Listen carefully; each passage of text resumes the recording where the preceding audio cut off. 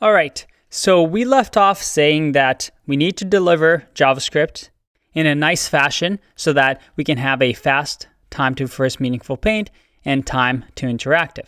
And we also talked about how we need to improve the execution of our JavaScript once it's on the page. To start off, we're going to focus on the beginning, how to deliver JavaScript files in the most efficient way possible. You see, modern websites ship a lot of JavaScript. It was common to bundle scripts into large files or a bundle.js file in HTTP 1 environments, kind of like this.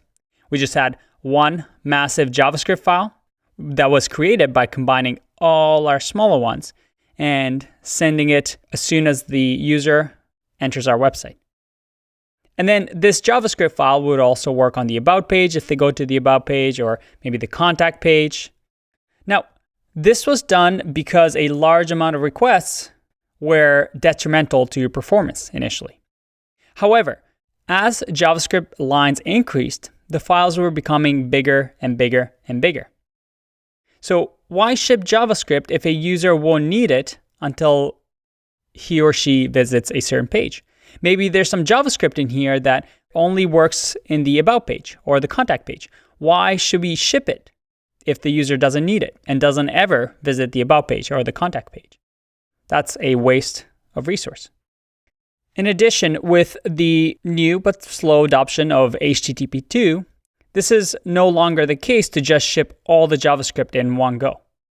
Often you want to ship multiple simultaneous requests, which become much cheaper. Theoretically in here, modern apps shouldn't do this. JavaScript benefits from being in small chunks to avoid locking up the main thread. And we can do this through something called code splitting, which allows us to reduce the amount of work being done during the execution. Let's see how that looks.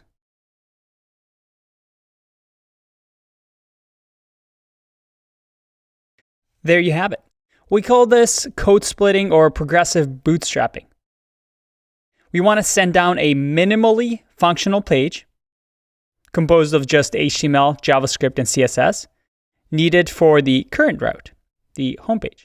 And as more resources arrive, the app can lazy load or unlock more features. Maybe as a user clicks on the About page, it can load up the JavaScript file, or maybe once the homepage is all loaded up and the browser isn't doing much work, in the background, while the user is visiting the homepage, it can load up the About page JavaScript file.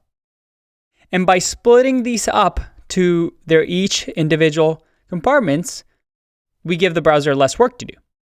By the way, if you're wondering what this red JavaScript file means, well, this is usually a vendor JavaScript file. For example, if our web page uses React, well, we know that we need React on every single page. We can create this vendor file that also gets loaded, and these are all the files of our third-party scripts that our entire website or our entire app needs. And just a quick note on these third-party libraries that all of us use. They usually have a production build. And a production build is something that you can use that's much faster than their development builds.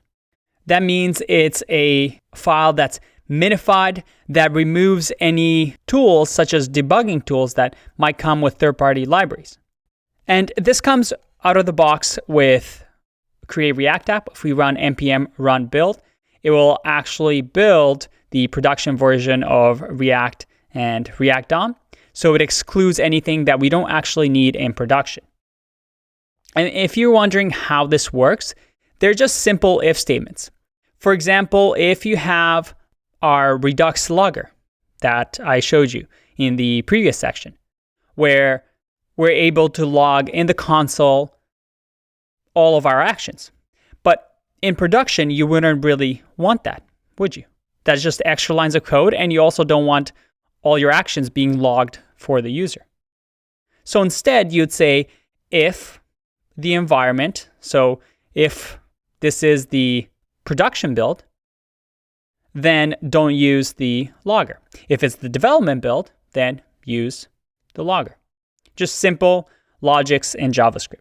But to go back to our point, we want to send down a minimally functional page composed of just HTML, JavaScript, and CSS that we need for the current page, the current route. And as more resources arrive, the app can lazy load and unlock more features. And lazy loading means just loading them after your page becomes interactive, so that the user can feel like the app is fast. And in the next video, we're going to try our hand at our own code splitting. I know I say this a lot, but it's going to be fun. So I'll see you in that one. Bye-bye.